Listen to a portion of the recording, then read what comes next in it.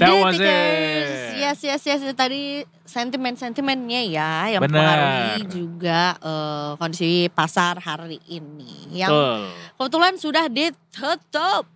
Benar. Tutup. Hari ini Ya. juga ISG berjalan di zona negatif ya. Kalau misalnya kita lihat di layar tuh dia banyak di zona merahnya. Mungkin ada beberapa sentimen yang mempengaruhi. Tapi kita sebelum ngomongin soal ISG hari ini seperti apa ditutupnya dan bagaimana sentimennya, kita hari ini juga kedatangan salah satu bintang tamu spesial Detikers. Kita datangkan jauh-jauh dari negeri seberang begitu ya. Negeri seberang. Dari pulau seberang ada Ko Andilau di sini.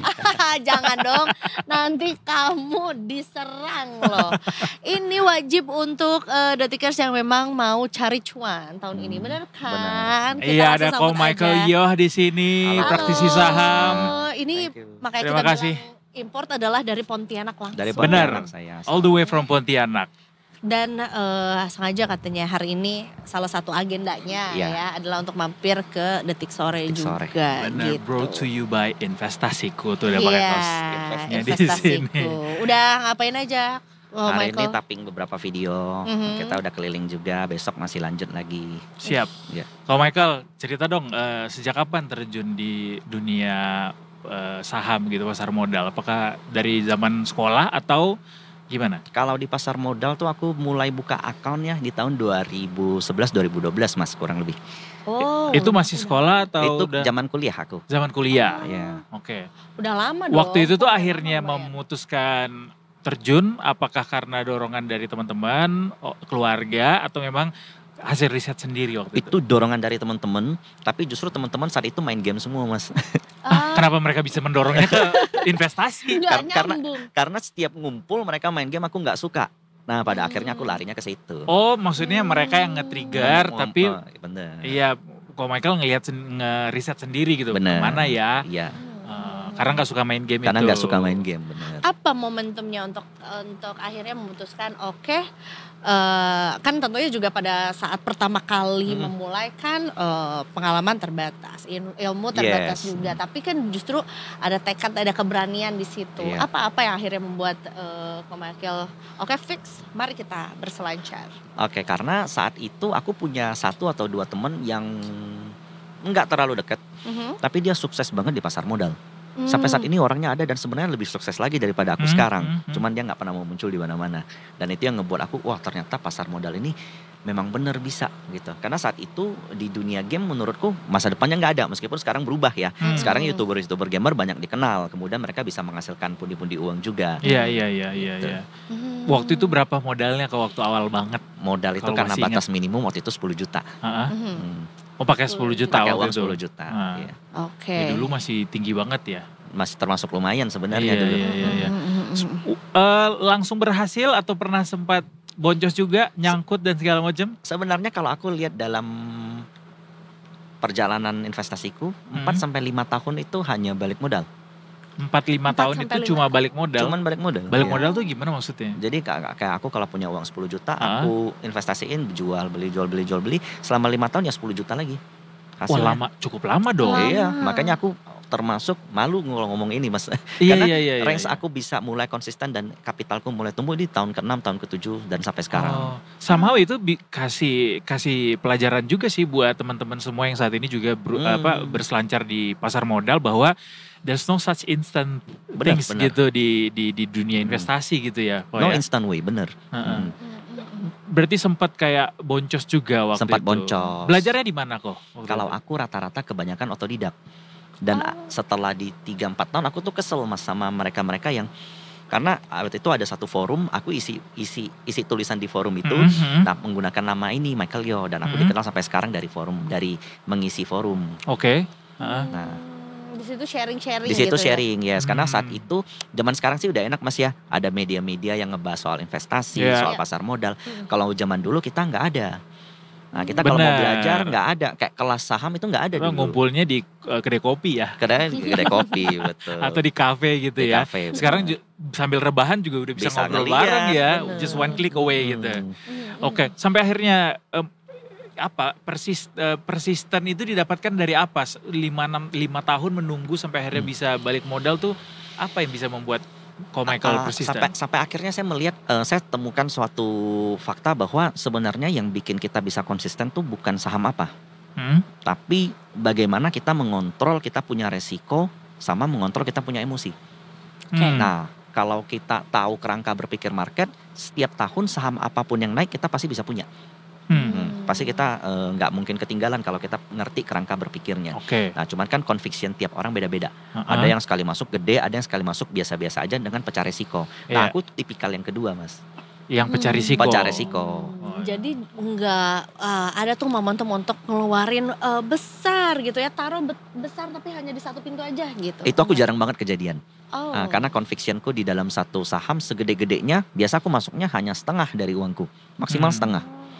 Pendekatan yang dilakukan waktu itu, analisisnya apakah lebih ke teknikal, fundamental? Aku awalnya di market itu teknikal. Nah, kemudian makin berlama panjang aku sadar bahwa teknikal itu nggak bisa dipisahkan dari fundamental. Nah, jadi karena mix. Karena teknikal itu kan ada istilahnya market discount everything. Pergerakan harga saham itu pasti yang ngegerakin itu udah berpikir sesuatu. Pasti ada sesuatu di dalamnya. Nah, sampai saat ini aku temukan belum ada suatu saham yang naik kenceng tapi nggak ada reason. Nah, jadi pasti ada reason behind di belakang yang harus kita gali, yang harus kita tahu. Jadi enggak hanya sekedar naik 10%, 20%, 30%, kita beli ikut naik habis itu udah. Kita harus tahu alasannya. Karena dengan mengetahui alasannya kita punya conviction untuk nge-hold lebih atau punya conviction untuk porsinya lebih gede. Gitu.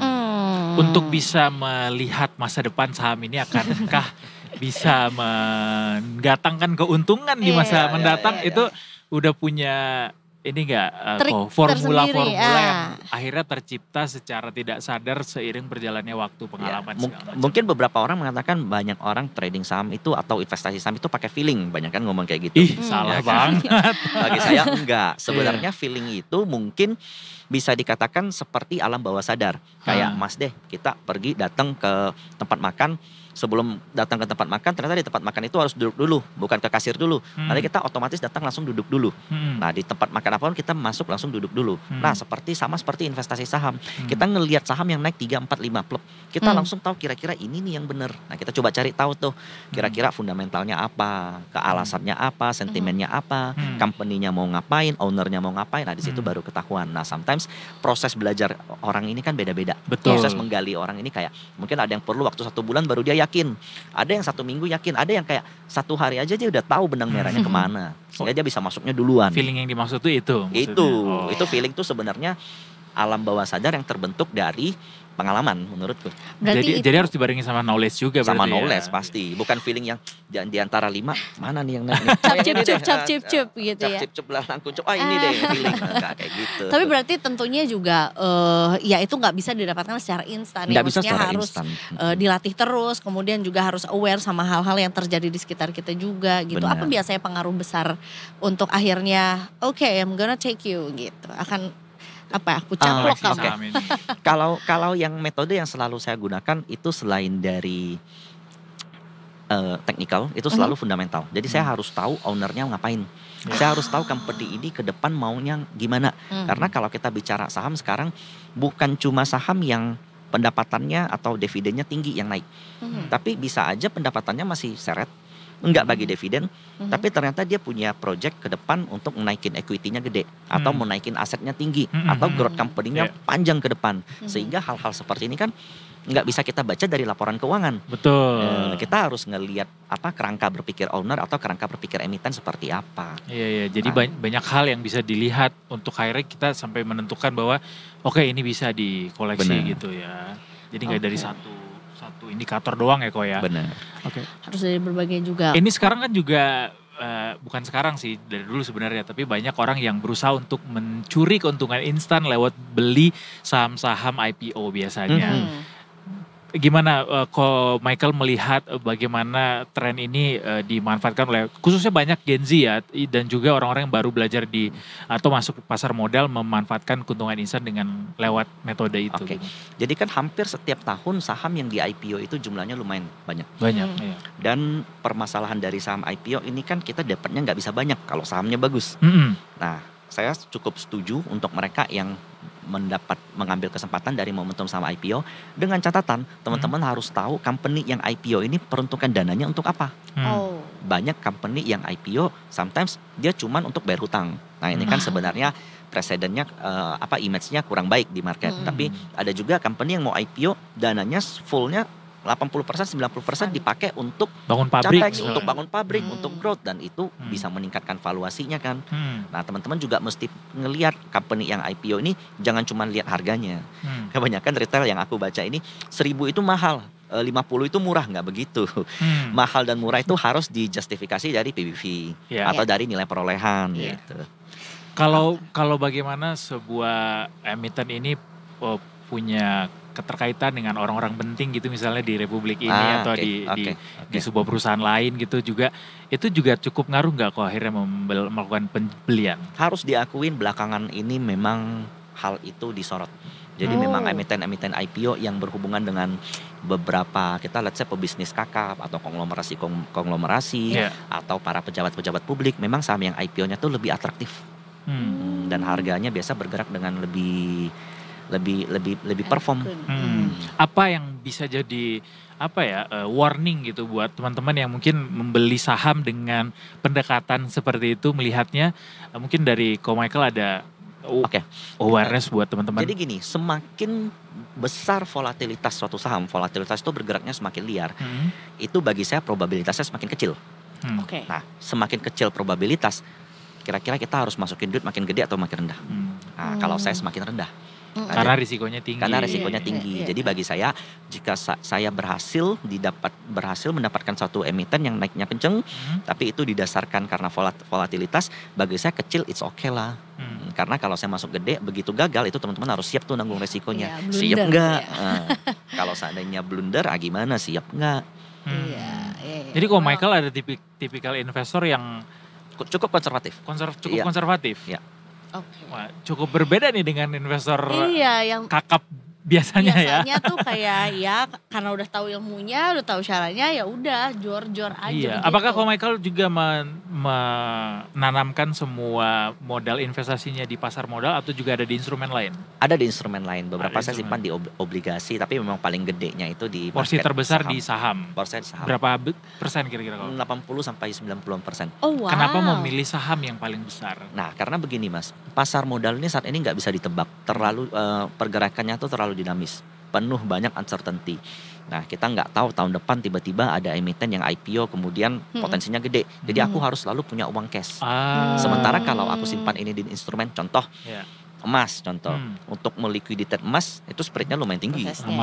Kalau di obligasi begitu dijual spread harganya bisa lumayan. Nah, jadi di saham itu menariknya itu liquid. Nah, jadi aku harus, kenapa aku nyaman dengan instrumen saham?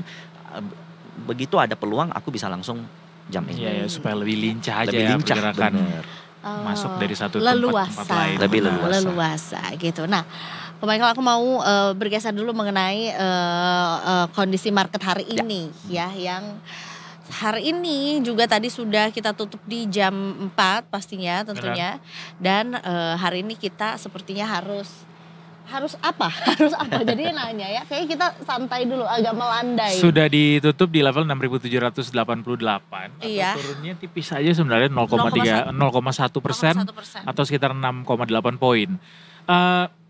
Kemarin kan BI sebenarnya baru ngumumin suku bunga juga yang ditahan dan itu juga cukup jadi sentimen of course ketika RDGBI selesai gitu ya. Kalau Michael sendiri melihat dengan kondisi dunia dan juga Indonesia sendiri, Indonesia cukup stabil nggak ya hari? Enggak, tapi ketika dunia udah gonjang-ganjing ya Indonesia juga akan ikut gonjang-ganjing sih.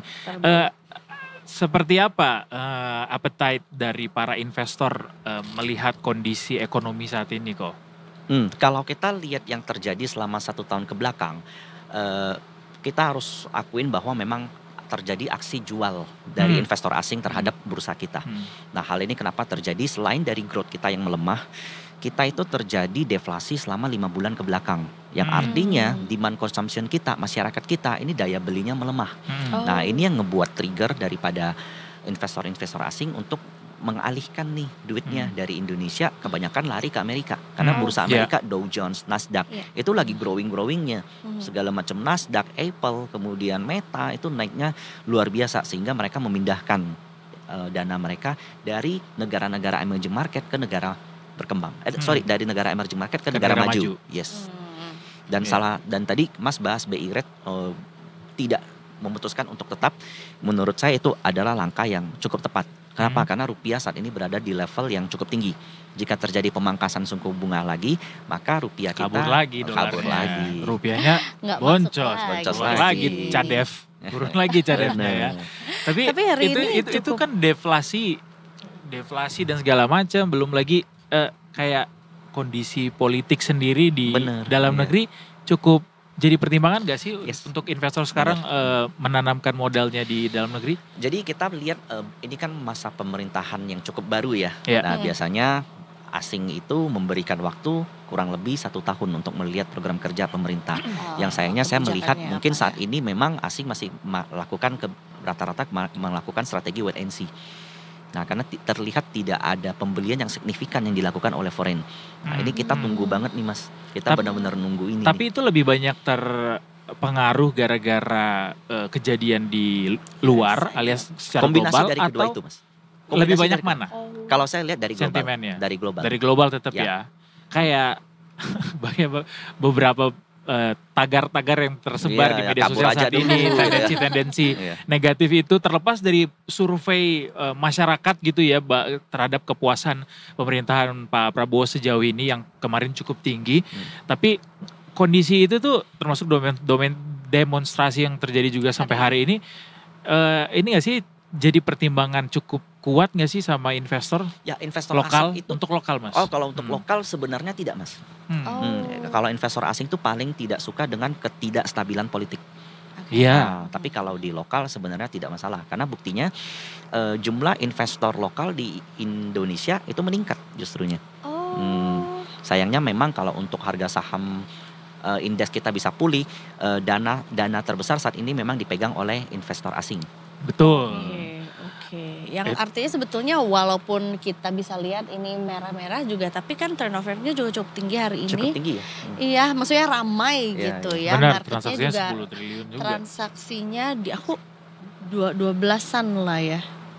Ini lama dia berjalan ya, masih berjalan. Iya, maksudnya artinya bukan tidak stagnan atau masih banyak yang mau melakukan transaksi. Iya, melakukan transaksinya itu masih banyak. Ya itu average lah, kita 10 triliun sampai 12 triliun average. Ya, masih average ya.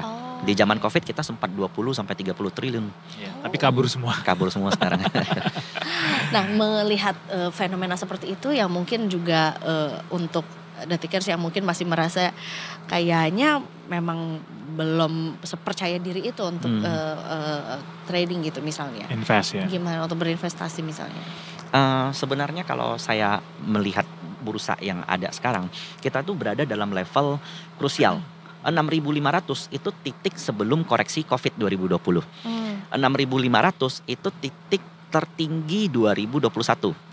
6.500 titik terendah 2022, 2023, 2024. Nah, kita sekarang berada di titik yang sama 6.500. Jadi titik ini tuh merupakan trigger menurut saya.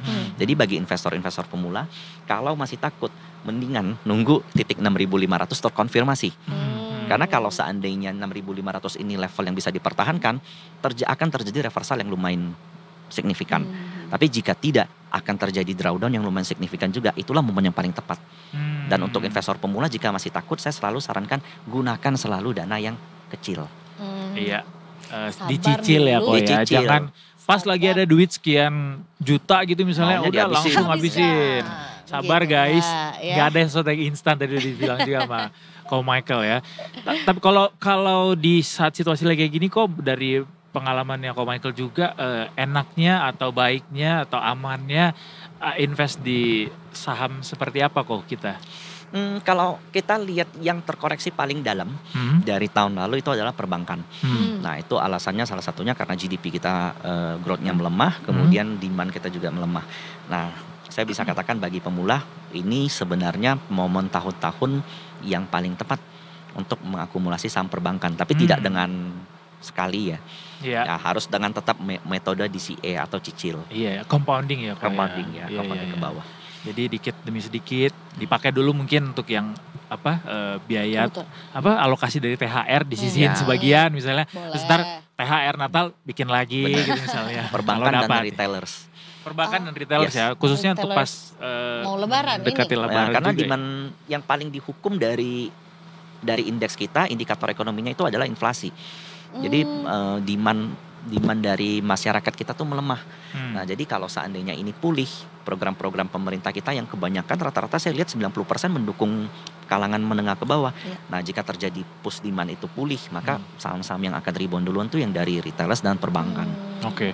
Kok sebelum menutup Siap. market review hari ini, saya pengen Ko Michael merespons juga soal bagaimana beberapa waktu lalu sempat ramai juga soal Pak Prabowo bilang saham itu kayak main judi gitu. Buat orang-orang kecil itu sama kayak main judi karena bandarnya itu ada besar-besar. Nanti kalau misalnya dia tarik duitnya, kamu akan jatuh segala macam. Lebih baik tidak kalau memang masih belum mampu. Iya. katanya begitu. That's real.